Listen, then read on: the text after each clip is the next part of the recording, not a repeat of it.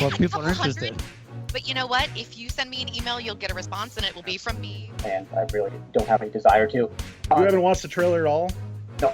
A lot of people haven't heard of the couch division, so It's a comfy division to be in, though. it's super comfy. It's almost too comfy at times. Your response to teams who see that as a new potential issue with districts? Yeah, that's really a two-pronged question. Let's see if there's any damage from that fall. There was. They snapped 330. Still on their back. 6 seconds to go. 4 was the highest rank, but then as votes continue to pour in, everything kind of changed around a little bit. So we forget about that. Well, welcome to the Spotlight, where we bring to the forefront topics and people that are going to help your FRC team. I'm Tyler Olsen. Joining me tonight as our co-host is the wonderful Libby Kamen from 1923, The Midnight Inventors. How's it going today, Libby? Oh, muted. Happens to all of us. Oh, when you're the worst. When you are absolutely the worst. Sorry about that. I was muting for the video intro. Sorry, guys. I'm doing very well. Obviously a little bit out of sorts because it's build season, so that's a thing. So thank you for having me as a host back up First Updates Now. I will try not to do that for the rest of the evening. That makes it more fun. Oh boy. So our guest for this evening is FRC Director Frank Merrick. Welcome into the Spotlight, Frank. Thanks so much. Can't wait. Happy to be here. Can't wait for all these questions, huh? Can't wait for all these questions. Bring them on. All right, bringing it on. For tonight, ready.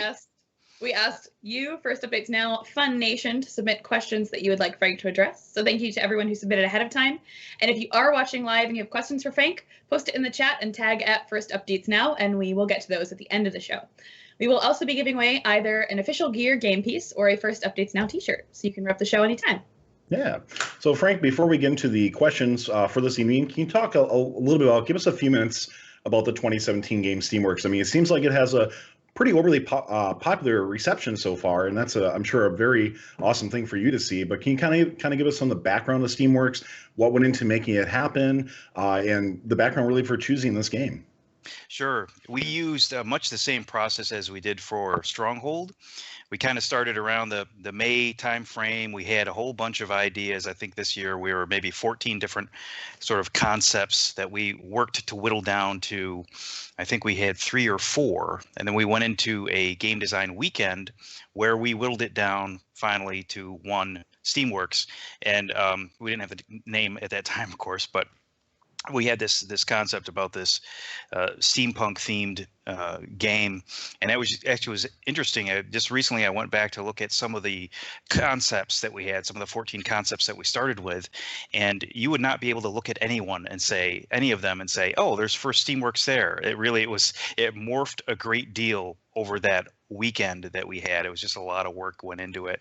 And it was also something just like Stronghold last year, when we got together, when that weekend group got together and compared the various concepts, there was absolutely no clear winner. It wasn't like a situation where it was so obvious that the steampunk theme was going to win, just like last year. It was so obvious that the Stronghold, the medieval defender, tower defender game was going to win. It wasn't like that at all. There was just a great deal of discussion. We had some really good concepts that were kind of comparing back and forth, and I want to say that Steamworks just barely edged out some of the others that we had on our plates. I take it you can't talk about some of the other ones, right? I cannot. Okay. You can always ask. Yeah, that's going to be 2018, right?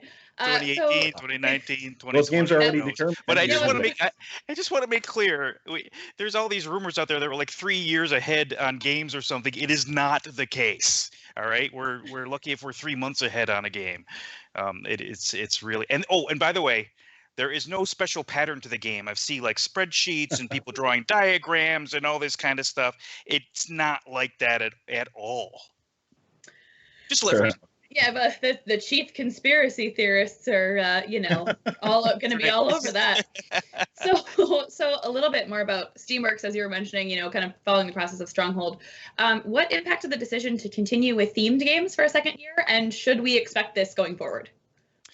So we saw what we consider to be a very positive reaction to the Stronghold theme, and we saw that. I think one of our takeaways there was if you have a good game, fundamentally you have to have a good game, and we've always thought that. If you have a good game on top of which you put a theme that works and gives ways for teams to have a little more fun kind of with what's going on, maybe get into some kind of bringing opportunities for them to bring a little more art to what they do on the teams, we saw that as a positive thing. So we thought that theming again, and we just happened to have one that worked this year. Theming again seemed to fit, especially with the steampunk theme being a little more mature, a little more sort of incorporating the art elements. We went with the whole STEAM acronym and tried to mention that as well, which people picked up on. But I would not say that this means that we're going to have themes from here on out, because the whole key is that you have to have a good game and a theme that works along with it. We would never go for a good theme and a mediocre or lousy game. We don't want that. The core is that the game itself has to be good. If we can incorporate a good theme along with it, that's fantastic. So I can't say for sure that from here on out we're going to see, say, themed games. We may end up a year with a great game, and we kind of look at it and say, this is great, but there's no way we can kind of apply a theme on top of this, and so we just go with a great game instead. Can I ask you? You mentioned that you had about 14 other game concepts running at any given time. Were all those Steam games that you were looking at? No. All right.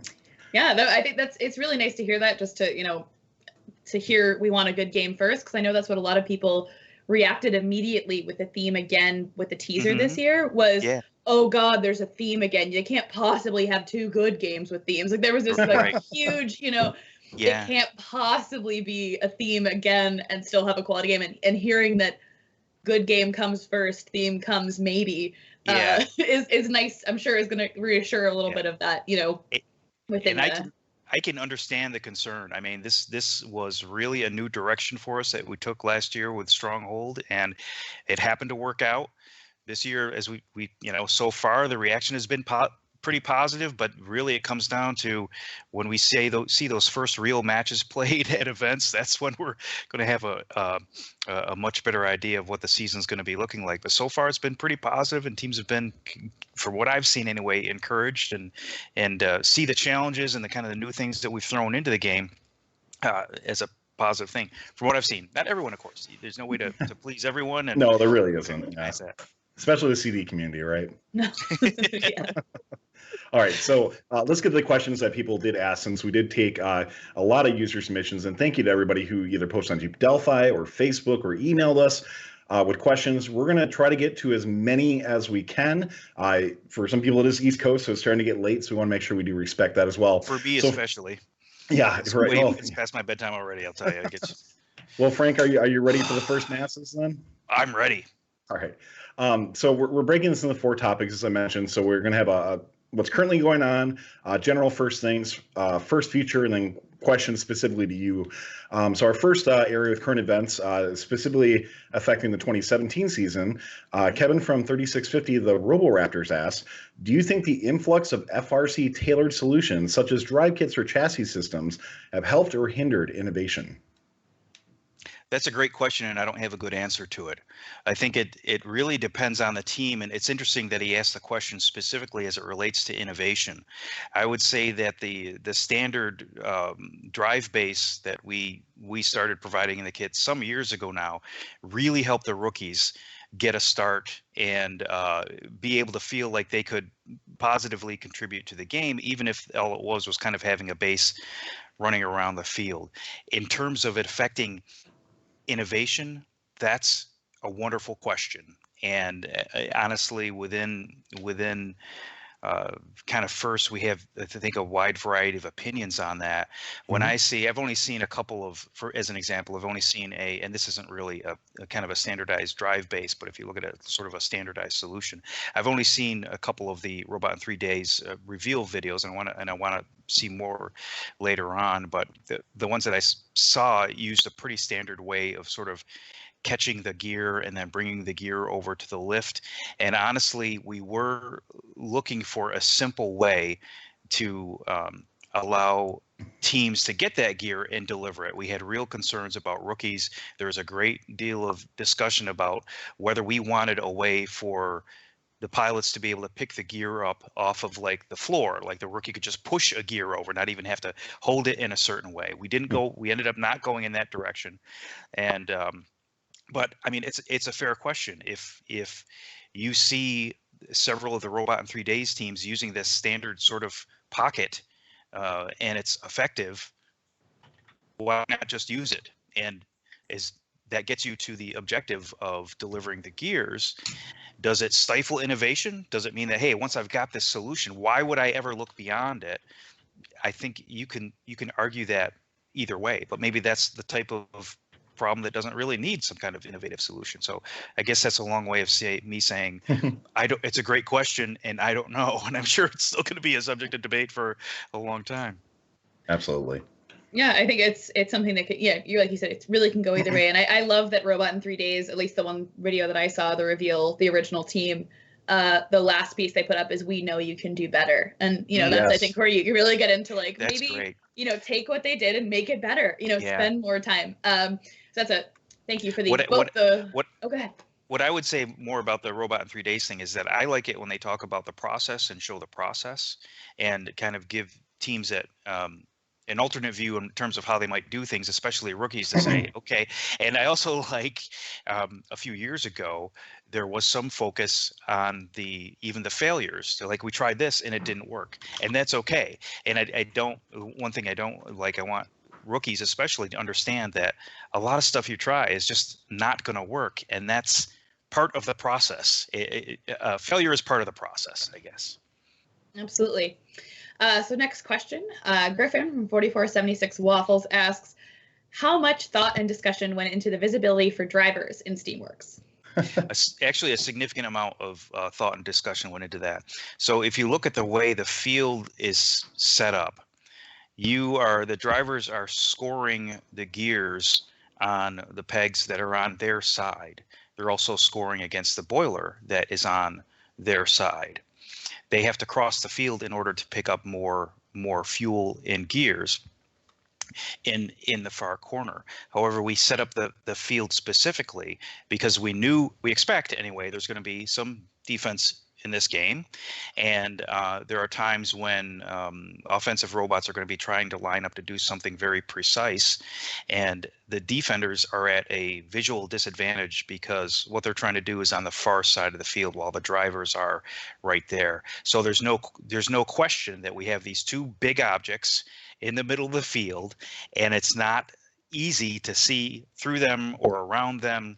We're hoping teams are going to use cameras. It was definitely a trade-off there because we wanted to have those pilots for the first time ever to those human players to be right in the middle of the action in the spotlight. And there's a trade-off there. If we had put them off to the side, the field would have been more open. However, we made the decision to have them really be integrated into the action. Alrighty. Sam from 2869 Regal Eagles asked, when the GDC was deciding whether non-adhesive Velcro stitched to the ropes would be legal, what was your personal stance, if you can even comment on that? I think I can't comment on that directly. We have there are still some questions in the Q&A which we have not answered dealing with this very specific topic. We expect answers to be coming out tomorrow, along, of course, with the team update, and we're going to be looking for some, we're going to be revealing, I guess, some more information tomorrow, and I feel like I can't really comment on that specific question. I can talk about ropes in general, where we did have a big discussion before we start it, along with with the rest of the game design team. We talked about originally we were just going to have the field ropes out there and the teams would just have to deal with that. Looking at it, we were concerned that it might be a little hard. We do want robots climbing. That's always exciting. It's always a great way to kind of end the match just as it was in Stronghold. And so we got to the point where, okay, let's let teams bring their own ropes. And then, of course, anytime you what is a rope? A rope is, you have to define that exactly what. How do you define a rope? It's this thing, and it's not that thing, and ended up into this kind of multi-part. I think we're going to be okay, but certainly there's just a lot of nuance to what we wanted and what we didn't want. We really wanted to see the teams climbing some flexible rope-like object, and it led to get there. You do have to have a lot of rules, and I think we're going to be, this week we're going to see much more clarity on that, is what I'm hoping, and then we can hopefully get fewer rope questions in the Q&A. But we'll see what happens. Questions in the Q&A, which I understand. Yeah. It's a good, absolutely right. We threw it out there, and so there you go. Yep. Okay, so last game design Steamworks specific question. CTT from 900 the Zebracorns asks, how did you determine the best object to use for fuel? We had a lot of discussions on the object. We knew that we wanted to go smaller to provide sort of a more active, maybe sort of sorting, capturing, delivering challenge. We wanted to see sort of a lot of objects being scored. So we knew we wanted to go smaller, but we also knew that if we went too small, we would have to do a lot of work in terms of, well, how many objects can a robot hold legally, and how are we going to sort all these, and how do we make sure that the objects are robust enough?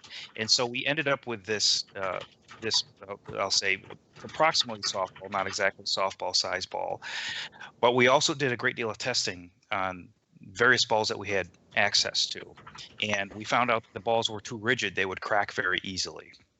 And so we went with a ball that was a little softer and a little more forgiving, and actually it's the kind of ball that if you kind of invert it or cave it in and you leave it, it's very likely to kind of pop itself out. Unlike kind of a rigid ball where if you smash into a corner or something, it's that dent will be retained and would probably wreak havoc with our fuel counter that we have. So actually a lot of thought and kind of testing and consideration went into that. A great deal of thought and testing. So on the RI3D Team Indiana, they actually did end up crushing one of the balls because they were prototyping some intake mechanisms, and it didn't seem to really. And every situation is different, right? It didn't seem to pop back out itself, but they were able to get it pop back out. So yeah, I'd say it's a pretty durable game piece overall. Yeah, and it is a situation where we've had that too. We've had some that you push them in and they'll eventually pop out, and others where if you hit them good enough, well enough. If you hit them well enough, no, hit them good enough. That's the right word. Is it good or well? You hit them good enough. I don't know. If you hit them hard enough, then they won't pop back out. But from what we've seen, a good percentage did, which is something that we're looking for. All right, let's move on. Our next category is going to be some general first questions for you, Frank. Our first one is from Morgan from 6332, Bull City Botics, and he asks, what's the best advice you can give to a rookie team? For rookie teams, I think it's very important to recognize that that when you first come in and you hear about first being a robotics competition, you're going to be very focused on the competition aspect. And of course, every team wants to win. It's very difficult for a rookie team to kind of end up on the winning alliance. Of course it happens, but really rookies need to set realistic expectations and realize that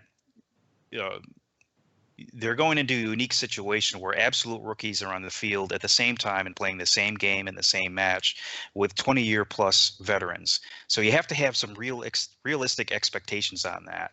And we try to have games and events where the team that comes in dead last can still have a positive, life-affirming experience at that event. So that's what I would say. Set realistic expectations. Recognize that it's not just about the robot. I know we say that all the time, but it really is true. It is, the first event is not just about the robot. If it was, we we'd have many other changes that we'd be making to the program. So just experience it and realize that as a rookie, it's going to be hard, but you're going to have fun and you're going to develop it, just like every team started off as a rookie at some point.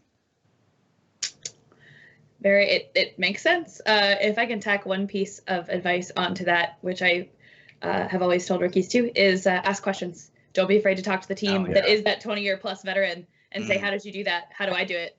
Absolutely. I think that's a great point, Libby, because I want to say that it's probably unusual in our culture for someone to go into competition and recognize that they can ask and expect help from folks that have been doing it for a very long time. I don't think this happens in NASCAR or any. I mean, I just trying to imagine. Hey, can I borrow that wrench? What are you talking about? Yeah. Sure. Hey, can your pit crew come teach us how to do it faster? No. I think to add on to that too, it's really don't be afraid to ask for help, right? Because there's so many teams that are newer teams or even veteran teams that I think there's kind of this sense of pride sometimes that comes along with that. They're like, oh, I want to only do it by myself, and that from the spirit of FIRST, it's all about the collaboration and cooperation and getting teams working together the better everybody, right? And veteran top tier teams, I would say a vast majority of them are more than willing to either give advice or to help you out, not do it for you, but to give you good solid advice, and it's up to you to take it or not. Yeah, for sure. Okay, so more questions for you, Frank.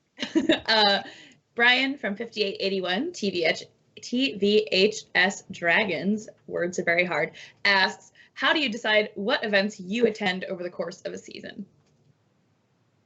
So what I do, and I haven't done this yet for this season, but what I do is I take a look at, I try to go to areas of the country that I haven't been to before, for the most part. Now, I always do the first weekend because it's so critical to understanding what's going on with the game. I tend to stay very close to home, really within driving distance. But otherwise, I kind of just try to spread myself out a little bit. I tend to not make a lot of long trips because I'm uncomfortable with sort of being out of communication for very long flights on airplanes. But otherwise, I just kind of try to spread myself around a little bit and go to places that I haven't been before. But I haven't decided where I'm going yet. This year, I have to do that this week, maybe. We'll see. Does that hold true with like Dean and Woody and Don and all the other ones, or is there kind of a schedule or organizer for that? There is. I think we provide input on that. I'm not sure exactly how that goes. That's not something that I get involved with, but we try to spread those guys around too. And I know that there's some interest in going if there's something special going on, like an anniversary, like a 10-year anniversary or a 15-year anniversary for an event, something along those lines. We do try to spread them around a bit.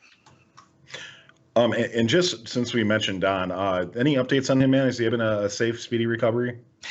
Don is doing great, actually. He left the hospital Friday, which is 2 days before he was really expected to leave, or they told him to expect going home on Sunday. So, and he left 2 days early, which is fantastic. Awesome. He was emailing. I heard that he was emailing in the recovery room. I didn't get an email from him when he was in the recovery room, but I got an email the next day, which was amazing because I just kind of had the worst image you can imagine of someone sitting in intensive care with like tubes going in and out of him, and it wasn't like that at all. So from what I've heard, he's doing really great. But thanks for asking. But that's awesome. We've been keeping him looped in on all the positive comments he's been getting on Facebook and on the FRC blog, and he loves seeing all those in the emails as well. So please keep those coming because it's certainly helping him keeping him tied into the FIRST community because he's certainly a big part of the FIRST community. Absolutely. Good vibes coming from all of Fun Nation towards Don. Yes. Great. All right, let's move on. Nick from 4531 Stempunk asks, we all know some major figures in FIRST, but who is someone at FIRST that you think deserves more recognition and acknowledgement from the community?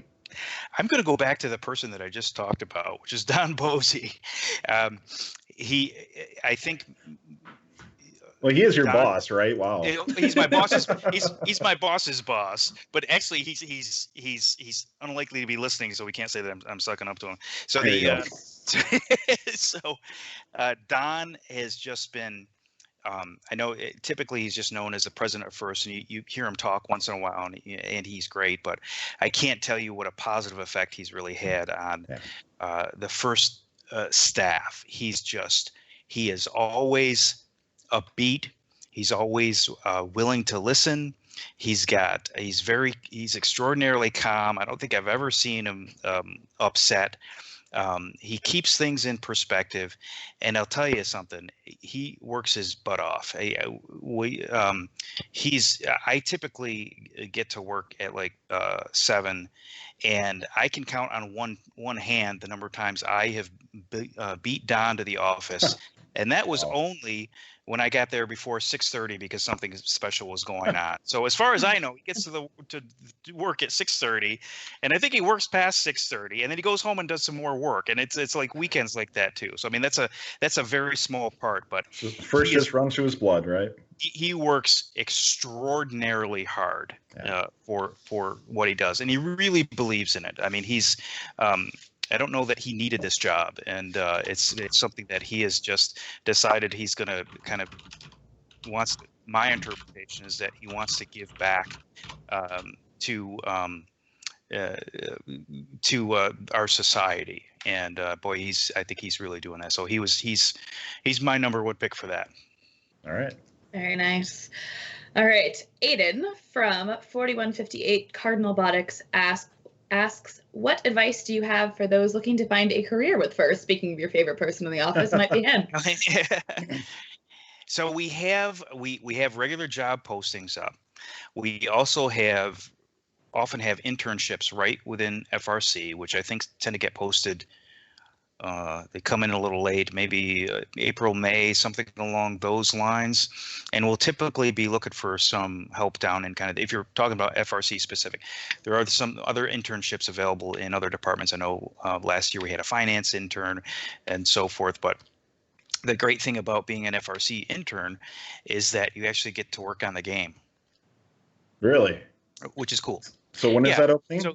So I think you typically like late spring it comes up, and what our interns do on the game is typically they're not really directly part of the game design process per se, but they will be doing things like building prototypes, testing things out, that kind of thing. But somebody's got to build a field, right? And they seem to have smiles on their faces most of the time. So I think it's a pretty good job. So that's a great way to get a taste and kind of see how it goes. And we do have just keep your eyes on those openings. They do pop up every once in a while.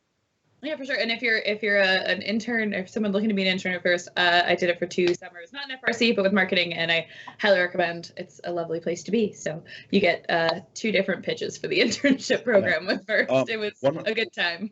One other thing I'll pitch too is my good friend Eric was actually part of the AmeriCorps, part of the Vistas as well too. Oh, great. And that was a fantastic experience for him. He did that in DC for a while. And if you want to get some awesome experience and really humble yourself a little bit, it's a great way to go and some great experience under your belt. Vista program is just fantastic. It really is doing great things for us. Yeah. All right. Our last one before we move on is going to be Eric from 2830 of the Riverside RoboTigers. How do registration fees factor into the FRC or First operating budget?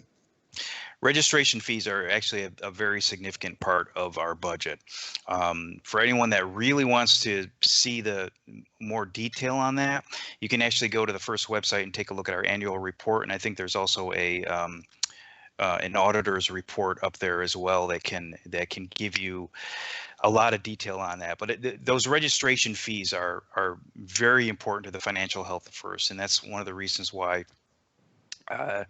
it's a situation where we all wish the registration fees could be lower, and it's just very difficult for us to find a way to really do that and still keep doing all the things that we're doing and maintain our financial health, because that's one of the reasons why I know people talk about it. The difference between that's why First is a not-for-profit it's a situation where we really need to be in the black every year because we need to have a reserve on hand should things go unexpectedly bad, which really could, I don't want to lay out the number of things that could happen there, but we really need to have that operating cushion on it, just like any other not-for-profit does. We need to have that operating cushion to make sure that we have FIRST around for a very long time, and that's really what our goal is that we want FIRST to be around for a very, very long time. So running just on the edge or in the red would not work out for. Oh, it's Shifter. Oh, what? Spoilers, Frank. Oh, sorry. Is that? Oh, I wasn't sure. Oh, I'm sorry. I looked at something on the other side. What screen am I looking at here? Okay. Oh, he's spoiling for you guys. I wondered what was going on. That's not a 2018. What a great segue for Tyler's next segment. 2018 game hint, is it?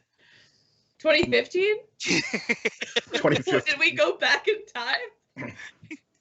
What year is it, guys? All right. Wow. All right. So we're going to take. Go ahead. Yeah, go ahead. It's back up. I can see it. The audience can't see it yet. That's the thing coming up. Oh, that's the secret screen. All right.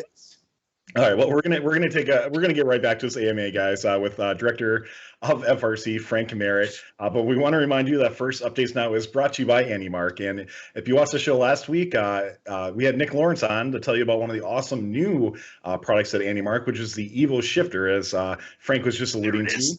Last week, it did go immediately out of stock, but it is back in stock and ready to be added to your drivetrain. It is sweet.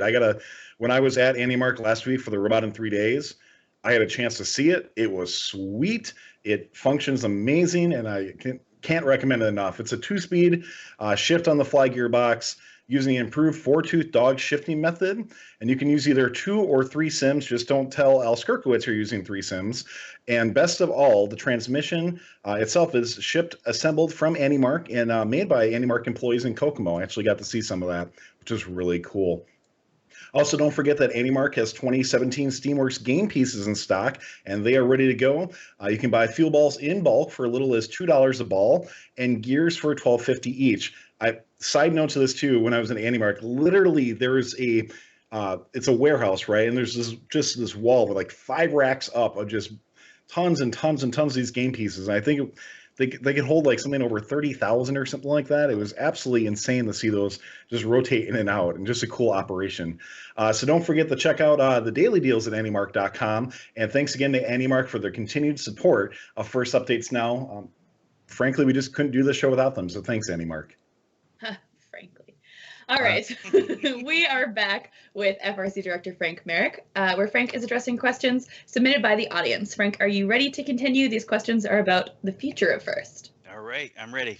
All right. Sandrag from 696 Circuit Breakers asks, as you look to expand FIRST Robotics, what is the plan, if any, for wider adoption and integration into public schools and career technical education? So FIRST has been focusing more on getting into schools as best we can, and it is a long process. Actually, we've got an education page on the FIRST Inspires website. Excuse me. Oh, there it is. And it has some really interesting things on there. First, it talks about kind of what all the programs do, and you know, maybe that's not so interesting. But if you go down a bit, you'll see how the various FIRST programs actually map to the education standards, which of course is very important to schools. We've also recently developed some curriculum for FTC and FLL, so that this is in-school curriculum that folks can access. This is right there, implement FIRST programs at your school. And so we are taking those initial steps. Now, the FLL and the FTC programs are honestly kind of the lower hanging fruit for us, because it's just easier based on their scale and so forth, getting them into the classroom. But we are considering some ways in the future we may be able to bring along FRC in that way as well, getting into the classroom. It's a little harder, of course, just because of the robot size and kind of cost of the program and so forth. It is more designed to be an after school or a weekend type activity, but some folks have absolutely incorporated it skillfully into the school day, and we're hoping to eventually provide ways to do that. But right now, as I said, we have been focusing on FTC and FLL in that area. All right, our next question is from Jared from 1836, the Milken Knights.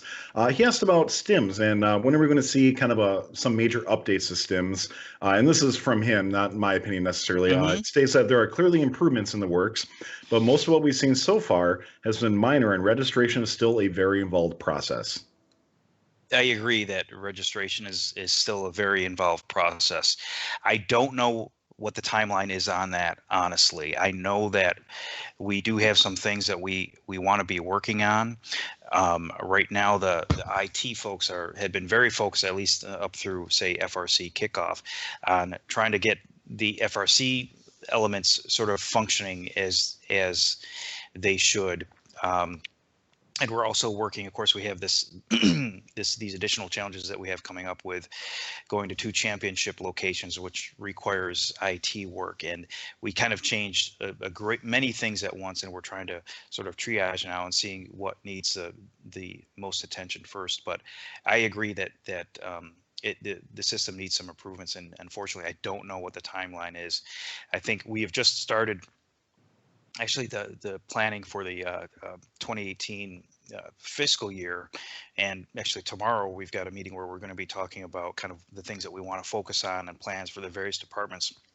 So I'm hopefully going to find out more tomorrow about what we're going to see in terms of getting the resources for IT that they need, or the plans at least from IT in place to make improvements. But it's a problem, and we recognize it's a problem. It should be, we want to make it as simple as possible for a team to register and for the program, really all the programs. The one thing I'll say is thank you for recognizing that it is an issue, and it's always good to hear that you are looking into doing continual improvement on that. So thank you. We know it's a problem. It's very obvious. Yeah, actually, what I was going to say was last time I was on the show, we talked about how FRC is very good at listening to problems and getting feedback, and it seems like just from top down, bottom up in Manchester, you guys are awesome at that. So thank you. Great. You're welcome. Thanks. By the way, I'm under the impression that either Frank or he has an intern that just constantly watches CD all day. I think that's one of the intern's jobs. I do keep an eye on Chief a couple times a day. I take a poke in, but yeah, I even look at Reddit. I mean, what's that? Like, I know, right? You know, Libby, they use foul language on that. They do. As a moderator, I am acutely aware. Not on the FRC Reddit though. There are quality memes and some not so quality memes, but there is conversation on the FRC subreddit. Once in a while, I take a look at Reddit. Yeah. Okay, we can move on, I think. So we have a similar, or basically the same question from 2 people. Don from 832 Oscar and Ryan from 1676 Pascack Pioneers, aka FRC blog post on Chief Delphi Robot, asked, can you talk about first future vision for 2 championships? Do you envision a future where these kind of morph into that super regional format and there's a single smaller world championship at some time in the future when growth supports it? Can you talk about it at all? If so, what do you see? All kind of stuff. I wouldn't rule it out, but I wouldn't say that there are plans at this time either.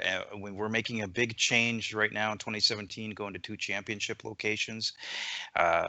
As we continue to grow, I think we're still going to want to provide that experience at going to a really large competition such as championship, and what that's going to look like, I don't know. But I think that there is something qualitatively different about going to a championship, a first championship, as opposed to going to sort of a very large regional. And I think just something about the scale really makes a difference when you just see tens of thousands of people participating in this massive event. It can't help but have an impact, and of course having an impact is what we're all about. We want teams to go to this event and never forget it for the rest of their lives. And we want to make sure we grow in that direction. We don't want to water it down, and I know that's a concern, and it's a fair concern, but we'll see what the future holds. I don't know. I'll say that there are no firm plans, but I wouldn't rule it out. Who knows? X number of years from now, when we've hopefully continued to grow and we're growing internationally like gangbusters, and who knows? So a couple of things that come to my mind is, one is that right now contracts are signed through 2020. Is that correct? Off the top of my head? That sounds right. For the two champs. So as of right Yes. now, we're, I wouldn't expect anything from first until after 2020 because contracts are signed. That's just the way it's going to be. Mm-hmm. And as somebody who has been a skeptic and critic of two champs personally, the one thing I'll say is that, I mean, we do have to give it a chance. We really don't know what it's going to turn out to be, and it could be just fine. I mean, at the end of it, I could be totally happy and say, you know what, this was everything we would have wanted anyways. Mm-hmm. I don't know why we made such a big deal of it. So it's just a message to somebody who's, who's on that side of people who have critiqued it. We do have to let it play out. We do have to see what's going to happen first before we can judge it. I appreciate that open-mindedness. I just we have it's a lot of work. It's a lot of work to pull this off and put it together, and there's just a long way between here and there, but I think we're going to be in for two good positive experiences. Absolutely. And I'm so excited for the Festival of Champions. I think that's going to be, like, I know there's still so many unanswered questions, but just like, hey, show up in New Hampshire this weekend. But I think it'll be cool. Whatever it turns out to be, it's just exactly the same kind of thing, Tyler. Like, how many things in the first community have been, oh, this is going to be horrible. And then it's like, oh, it's actually kind of okay. Like, I think we'll, let's get through 2017 and support it and put all of our good energy into it. I'm looking forward to the Festival of Champions as well. I think that's going to be a lot of fun for teams, and I know we've been many folks in the community have been focused on the competition element, of which of course is very important, and I don't want to downplay that, but just the thought. I know the reaction of the Dean's List winners, this Dean's List students, when they get to go have dinner at Dean's, and it's kind of a big deal, and I know that. I know how my own I have teenagers, and both of my sons have been to Dean's for various opportunities, and it was just mind-blowingly exciting. It's just the same kind of thing. It's not something that you forget, going to Dean's house and exploring his magnificent house, and having dinner. It's kind of a big deal, and I think a lot of teams are going to be, I'm hoping anyway, a lot of teams are going to be, and the students especially, are going to be excited by that. And then getting the tour of DECA, and the tour first isn't so exciting, okay, but the tour of DECA anyway, and dinner at Dean's house, I think that's going to be interesting. That's a pretty sweet prize there, yeah. Yeah.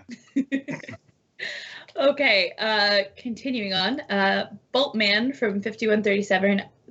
Wow, I really can't read today. 5137 Iron Kodiaks asks, can you do some major FRC events on the West Coast for a change? Travel expenses take their toll, and West Coast teams always have to travel far for anything outside of local events like the Festival of Championships and, like you mentioned, Founders Reception. This kind of filters into the last thing, right? Yeah, it works well. We did this in a somewhat sensible order. So Founders Reception, I don't think is going to move. I mean, because the intent of Founders Reception is that it's at the founder's home. Unless Dean moves. Unless Dean moves. Well, Libby, maybe Founders, but I wouldn't count on that. So I don't. That's my sense, is that Founders Reception itself won't move. And Festival of Champions, I can't say, because we have. This is brand new for us. We wanted to have it in the Manchester area for the first year because we can easily add on those exciting elements, going to Dean's home and getting a tour of DECA and all that kind of thing. But who knows if that might, move at some future date, or like I said, this is our first year trying it, and hopefully it's going to work well, and we're going to want to continue it, and who knows what it's going to look like.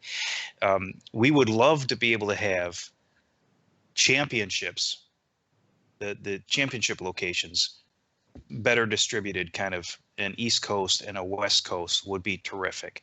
The challenge is finding locations that can take us on. I was going to ask about that, especially with the airports and hotels too.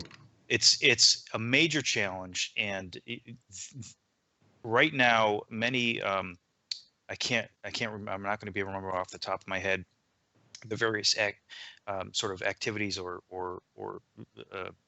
that are scheduled out, but it's not unusual to be booking locations 10, 15 years in advance. Yeah. We're not there, because you need to get those. If you want to, you're going to bring 30 or 40,000 people to a location. You have to work with those cities well in advance, and it's just, things are tight right now. I mean, it's just bookings are extending well into the future, and it's just hard for us to find a location that will really work with what we're looking for. We'd love to have a West Coast championship location and an East Coast championship location. It's just finding those venues is really tough. We're really down to a handful of cities that can hold us right now. Yeah, it's a lot to ask for, right? It really is. Yeah, you need to. Oh yeah, you need to be near easily needed airport. You need reasonable accommodations. You need all this different space, to make everything work. All right, let's move on. Libby, I'm going to ask you for a pronunciation on this person's name. Kamen, K-A. No. All right, Libby, Tyler, we've worked how many shows together now? No, I honestly don't. Jess Boucher, who I mess her name up every time. But all right, so I'm gonna try it. I apologize if you're watching. Etienne from 5859 Team I think it's Etienne, but I don't. I'm not a. Yeah, that sounds right. From 5859 Team IS, if FIRST had unlimited funding. Wow, first off, what would be added to different programs, or what would you do? Like if you had $1 billion, what would you do with it? If we had unlimited funding, I think the first thing we'd do would be to take away registration fees, or at least greatly minimize them. There's an understandable impact or discussion to say, would you make registration fees zero, or say no, if we want teams to have some kind of skin in the game and some commitment, so just greatly minimize those fees. And this is just me speaking, this isn't FIRST official doctrine. Like, we haven't sat around and said, what if we get unlimited funding tomorrow, and what are we gonna do with that? You don't have like a manual you can open up with a flow chart or something? Yeah, it does. Yeah, we don't have anything like that for that case. That would be, and so really that would be the direction that I would want to invest that money, is say, how do we better reach more teams? That would be my biggest focus. Yeah. Well, again, you keep answering these. It just punches right into the next question as you're talking about starting, reaching more teams. Tim from 1257 Parallel Universe asks, do you feel that FRC is approaching a point where the barrier to entry for rookie teams is going to be too high to create rookie teams sustainably so that they maintain as veterans? I don't know that we are reaching that point right now. We've been seeing, I'll say, slow but steady growth over the last several years. This year we're adding, I think it's around 426, 427 rookies. I'll say that we're seeing growth in different areas. Like internationally, we're growing very well. Some of the districts are doing really well. Some districts are not doing really well in terms of growth, and the regional areas are just kind of puttering along like they always do. I don't know that we're hitting that wall where we're seeing some real challenges. I guess that's what I would say. I guess I don't have a really good answer for that one, but I'm not seeing it right now. I don't know that rookie retention. Actually, I just recently asked for I haven't seen the rookie retention report from last year yet, but rookie retention typically is in the 80s percentile, something 80 plus percentile, something along those lines, which isn't as high as I would like to be. It's not awful, given how challenging the program is and how you really can't explain to a rookie team coming in how hard / rewarding the whole program is. No matter what you say to say, this is going to be really hard. Even if they take it into account, it's going to be harder than that. And at the same time, it's also going to be much more rewarding than they could probably imagine. So there's those two things, I think, go together. So I'd love to see higher rookie retention. I don't it's a great question about how we get there and still kind of continue to grow. And our overall retention is pretty good. I'd like to see it around like 95% or so. I think last year we hit 94. This year we're closer to 93, which is still, in my mind, still pretty good for a program that gives a lot, but also demands a lot, I guess, from teams. So if I can ask too, do you guys have a target that you shoot for something like that? We have target percentages that we always try to hit. I think this year our retention target was either 93% or 94%. I don't remember the exact goal. We do have those targets in place that we try to get to. And I think, like I said, this year, I think we're at somewhere 92.5 or 93% retention, something like that. But yes, we do have, that's part of our set of goals that we have.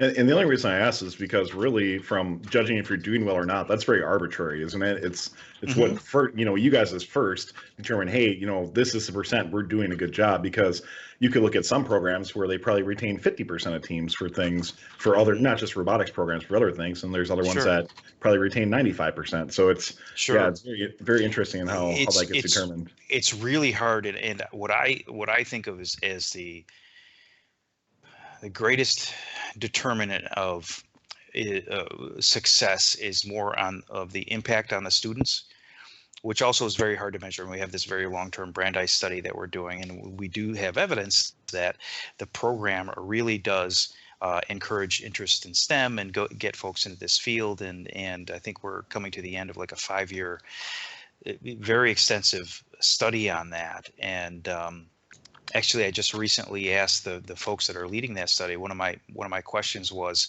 do you see a difference in impact between district teams and regional teams? And I don't have that answer back, but that's one of the things I would like to know. When we compare districts and regionals, there's all different kinds of numbers you can do to measure them. But what's the impact on the students? Does it what's the effect of having 2 events and maybe a championship that you go to instead of what's typically is 1 event? I think those are fair questions. We need to ask ourselves those hard questions and say, is what we're doing working? We don't want to just say, well, we'll just assume that it's working and we're going to keep doing it. We really want to know, is it actually making a difference? Yeah, you don't want to be ignorant about it, right? That's right. That's right. Sure. Alrighty, so our last one for this section is B. Duddy from 840 Art asks, and I think this kind of once again ties into some of this, is with the move of the districts. Yeah, you are. With the move of the districts and the increasing trend of having regionals in school gyms, which I'd like to hear if that's true or not. Do you think that inspiring participants in these smaller spaces with more limited production is an issue? So the kind of wrap that up is going to a smaller venue with less production work, is that less inspiring to both the teams and how about even the general public? So when we ask teams to rate the quality of the events, we find essentially no difference between teams rating district events and teams rating regionals. It seems like the teams really, and this is an assumption, but it does seem like the teams really want to go and just play, and they don't care if they're playing in a high school gym or in a an arena. Now, I would think that the experience would be more impressive going to like playing in like a hockey arena with seats all around rather than sort of bleachers that are pulled out at a high school gym. But when we ask the teams, what I'm seeing in the survey data anyway is that there's not much difference in how they rate the quality of the events, whether it's at some place that's fancier or someplace that is less fancy. Now, teams are absolutely, in my mind anyway, our number one customer. We have other customers as well, like sponsors. We want to make sure that the sponsors' needs are being taken care of, and kind of the general public and so forth.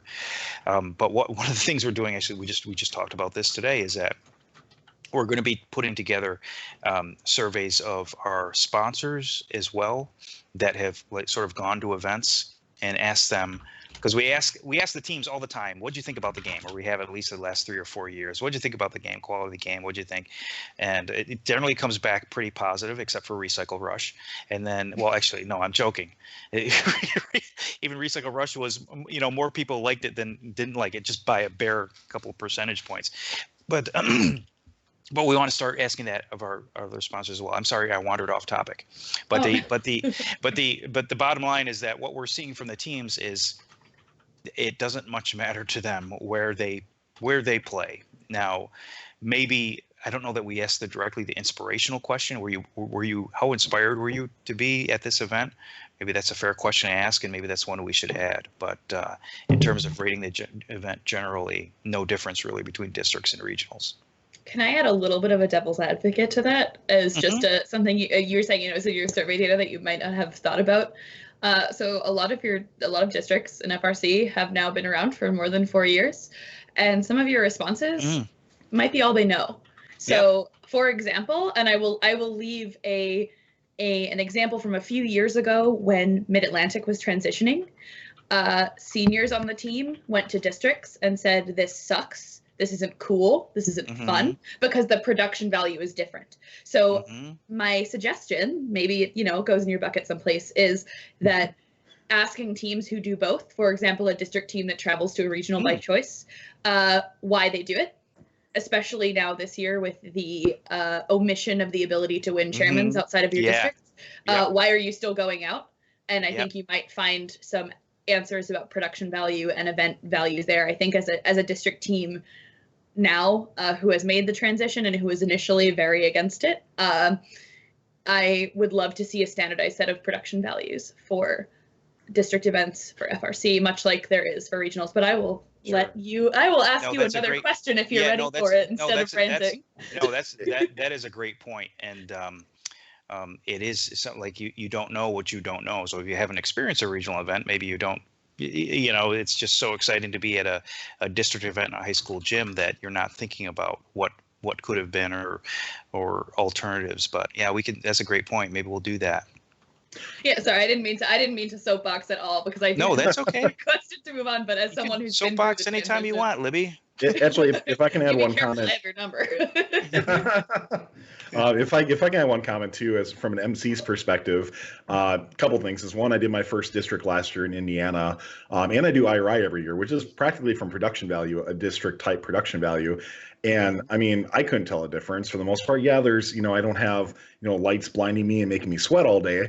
But from overall the environment, the kids had a great time still. I mean, if you want a good example of what districts can be at the top level, look at IRI, in my opinion. IRI is in a high school gym. It is exciting. It is intense. And it's exactly what first can be at any level or any venue. Yeah, no, for sure. Good great points point. all. Absolutely great point. Okay, are you ready to move on to the next section? Sure. Well, because these questions are now about you, so get ready. Good person. The side. I've been looking forward to this all night. Boy. Oh my all right. goodness, it's 9:29. Okay, all right. Dang We will let you get out of here soon. No, it's okay. So our first sets of questions about you is Cup of Joe from 2990 Hotwire asks 2 questions. 1, what is your favorite color? And 2, why is your name Frank? So my favorite color is gray because I would prefer to fade into the background most of the time, and which I don't know.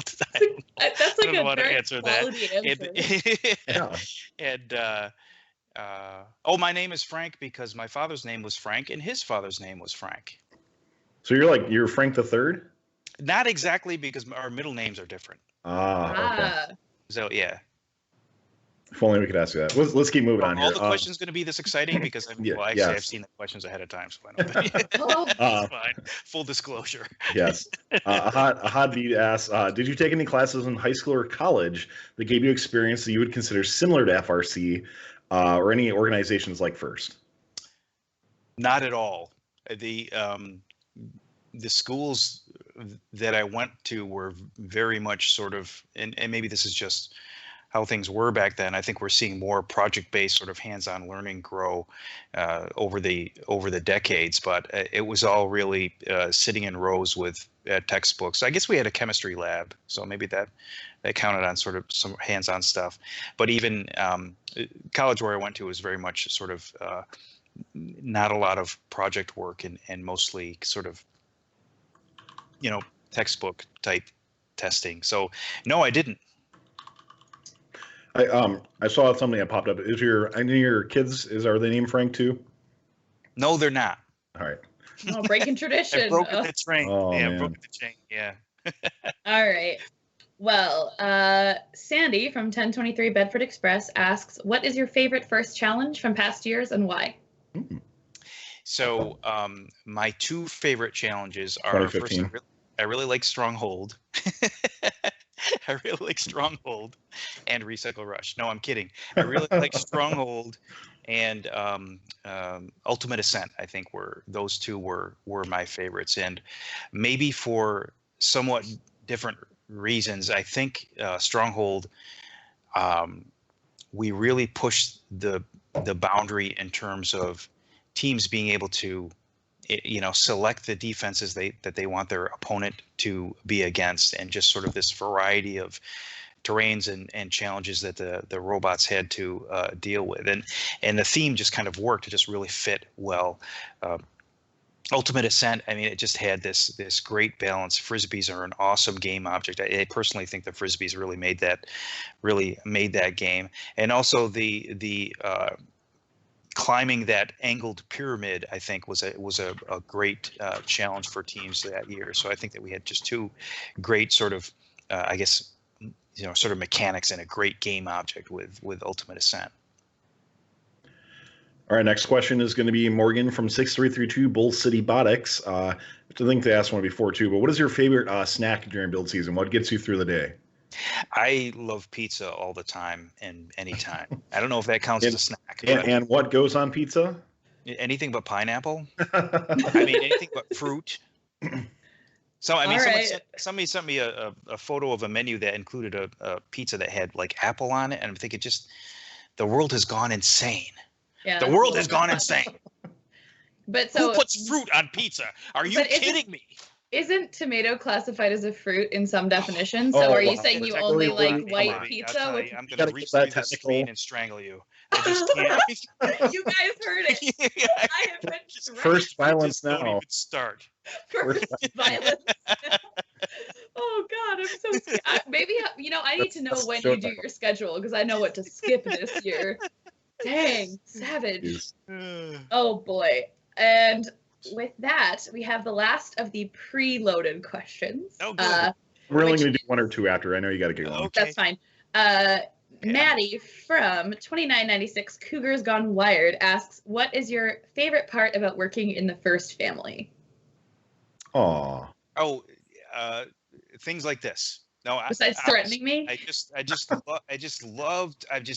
I can't tell you how excited I get just like talking to teams and folks that are community folks that are all excited and positive about First. It's just such a fantastic environment. It really gives me a lift. And I'll tell you, there's sometimes I walk into work and I've been there 8 years. I can't believe I'm working at First. I'm getting on an elevator at First, and I'm pressing the button for the 4th floor at First. How great is this? Really I really get a lift from the teams when I go to the events. It's really a high point. I love that opening morning at events where just everyone is excited and there's this buzz and you're just waiting for the competition to I love it. And the energy is the best thing ever. I can totally agree with that 100%. Okay, so we have a couple of questions from the live audience, and then we will let you get to bed. Thank you for staying up late with us. The first one, we're kind of in order, so this one goes back to the game-specific questions. It is from Eric Drost from 1923. Nice, cool. Hi, Frank. Love the discussion on how you decided to implement gears. How did you model and decide on the rate of diminishing returns for gears in this game? Do you see 2011 tubes as an example of diminishing returns that were too aggressive or just right? Just kind of talking about the history of diminishing returns in FRC. Sure. I would have to go back and think hard about 2011 to kind of make that comparison. And I don't have that comparison off the top of my head, but I'll tell you that we were looking for sort of a mechanic that would allow points to be scored early easier than points scored later. And we always have talked about there's a concept that we talk about within the game design team that's called 8-ball, where when you're playing 8-ball, if you're against a better opponent, they quickly start to clear up their balls, and then your balls that are still in play are kind of in the way of theirs. So it becomes increasingly harder for them to score. And in a way, the gears are something like that 8-ball mechanic, where if you have a super alliance, they're scoring easily, kind of early on. It starts to get harder for them later on, and their sort of ability to hit those touch points slows down. And there are, of course, with this particular mechanic, if you don't get that final gear in place, all your effort is worth nothing. And so it's an opportunity for defense and some real excitement. Are they going to get that final gear in place? Are they not going to get that final gear in place? I mean, this is the way we're envisioning it. And of course, by the time we get to competition season, who knows? I mean, everyone may get those 4 rotors within the first minute or so. We hope not, but we'll see. We'll see what happens. But anyway, it was a way to. It was essentially a modification of the 8-ball concept, where if you're really good, it becomes increasingly harder to kind of continue to score. Unlike the balls, which are kind of just a standard, it's linear. You just keep scoring, and the points keep racking up. Yeah, I'll be interested to see how that works out in this year's game. I think there's a lot of cool strategies that can develop from that, so it'll be a lot of fun. All right, we had Engineer 5813 posted in chat. Can FRC interns and employees mentor FRC teams? Absolutely. In fact, we encourage it.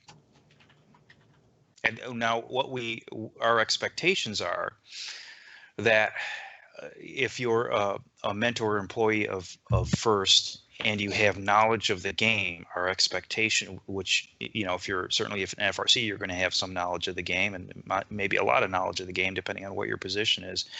Our expectation is that they will not get involved in strategy discussions sort of early on. It's really the same approach that we take with our rules review team, which a few months before the game is released, we bring in this a group of experienced mentors from various parts of FIRST, or experienced volunteers as well, to actually take a look at the game. And at a point where we have maybe 85%, or what we think is 85%, 90% of the rules done, and take a look at it and give us feedback with a fresh set of eyes. And we always learn new things, but when we invite those people in, we tell them that the expectation is that they can't work with their teams on from a strategy situation for the first week after kickoff, because once you see the game, you will not be able to stop thinking about it, and it would be unfair for that mentor or person to walk in day one and say, "Hey, I've already thought this through. It makes a lot of sense. Thought of this, and we've had people we've invited who've turned us down because they thought about it and they said, I'm not going to be able to do that. I mean, thanks for the invitation, but I can't not work with my team for the first week. And obviously we respect that, and I'd rather have them rather than be honest. Tell us that up front. And we've have several folks do that, say, look, I cannot do this. I need to be working with my team. And we say, well, thanks, thanks for letting us know. And I know in the past, and this is, I interned at FIRST, blah, blah, blah, full disclosure, I've in past years known things about games, and it's honestly so hard. I've almost had to duct tape my own mouth over, especially, very early into mentoring as a young mentor, couple first years of college, to be like, this is not my time. This is their time. And if they have a question 2 weeks from now, I can talk about it, but it's not my time. Shush. And it's got to be so tough, even from knowing concepts, but then to be first staff and to be mentoring, I don't know if I just have to not show up. It would be hard. It would be hard. And we actually have some folks that told us that was they're going to do. They were just not going to go to the strategy meetings, when the things were being discussed, and just have another mentor kind of take over for them. I heard from because Mark Coors retired this past year from AndyMark, and I know that for him going in with his team, the Technocats, and helping out, that I would imagine that'd be hard for him to jump in right away, because he's been for so long with AndyMark just trying to take that step back, that trying to get him to jump in, I heard, is an interesting thing. Yeah. So, alrighty. So that is going to be it for today's show. And thank you everybody in chat who submitted questions. Thank you everybody ahead of time. Frank Merrick, Director of First Robotics. Thank you so much for coming on the spotlight. Now that the kickoff is underway, you get a few months break, I know, until competition season comes up. So what are you doing with your lounge time in the meantime? Well, I'll tell you, it's not much of a break. There's always work to be doing on the for example, talking about team updates and the way we want to answer various Q&A questions. There's still a lot of work that's going on, and we were really getting now into preparing for full production of the fields. And as we've started the season, I mean, there are just a raft of all kinds of questions that we're fielding at First Headquarters. It's really an extraordinarily busy time right now. It's just, I can't tell you how the days are just packed, you know, of course, but we're loving it. You know, it's just, boy, I love working at First. I got to tell you, it's a fantastic job. I love it. Well, we love having you at First. So thanks for being an open person who just is loving the community, and we love you back for that. Thanks so much. Appreciate it. Libby Kamen, great job once again co-hosting the show. What's going on with the Midnight Inventors, and where can people follow you on the interwebs? So Midnight Inventors are rocking steady, which is great. We are actually planning a couple of things where we will be streaming later in the build season, some of our stuff that we've come up with. Right now, there's just too much going on. We just moved into a new lab, but it's coming, I promise. So that'll be FRC1923 on Twitch. And where can you follow me on the interwebs? Twitter, it's Libby K. And on Twitch, it's Escessi, and it's weird to type. I'll type in chat. I'll say hi. So if basically I play video games and sometimes I rant about robots. So if you want to come join, that'll be fun. Yeah, you got to check out her channel. It's a lot of fun to watch Libby play. She's she's got a dynamic personality when she plays. Let's just say that. That's such a nice way of putting that. I swear a lot because I get jump scared easily. Thank you. All right, we are going to pick a winner for today's show. So we did a little drawing just a little bit ago, and the winner for either a gear or a fun T-shirt is going to be Aiden from 4158 Cardinal Robotics. Congratulations to you. We'll get in contact with you and get that out to you. Also, just a side note, if you did win a prize from last week, we're not going to be giving away prizes every show. Please don't get used to that. But if you do win a prize during the Robot in 3 days, please be a little bit patient. We'll get those out to you as soon as we can. Just takes a little bit of time. All right, so that's going to be it for today's show, Fun Nation. Don't forget that you can follow Spotlight and all of First Updates Now's show under First Updates Now. We do this for you, and we would be delighted if you would just tell a friend to come and check us out. Don't forget to subscribe to us on YouTube and Twitch for the latest First Robotics stuff, and visit us at firstupdatesnow.com. If you also want to directly support fun and sports and swag, you can check out new T-shirts on the website from Two Pencil Designs. And they are pretty sweet. And also, of course, a big thank you to our producer, Nik Olsen, working behind the scenes, doing such an awesome job presenting the show. Yay, Nick. All right. If you'd like to leave us feedback, don't forget you can do that at feedback@firstupdatesnow.com. We will get back to you, and we appreciate that from everybody. We'll be back with Candidly Speaking next Monday, and our next show is a no-hold-bar opinion on the 2017 game. We'll be covering also the history. You got that. I'm tuning in for that one. You get Karthik's opinion and Brando's opinion on the 2017 game. Oh, Brando. Yeah, I know Brando. Yeah. We'll be covering the history of cheesecake and Cheesecake and Your Robot. That's so awesome. Yes. That sounds like a great show. Yeah. You got to come check it out. We're very excited for it. So make sure you watch it, Frank. You can hop in chat and let everybody know how you feel. All right. Well, on behalf of myself, Nick, Libby, and of course Frank for joining us, I'd like to thank you for tuning in. And thank you all to all of our moderators in chat making this possible. We'll see you next time on Fun. Talk to you soon. Thanks all. See ya. This has been a First Updates Now production. Visit us at firstupdatesnow.com or find us under First Updates Now on Facebook or Twitter. Can I talk now? Yes, you can talk now. It's just reporting. We just said, don't talk yet. Ooh, okay. shifters.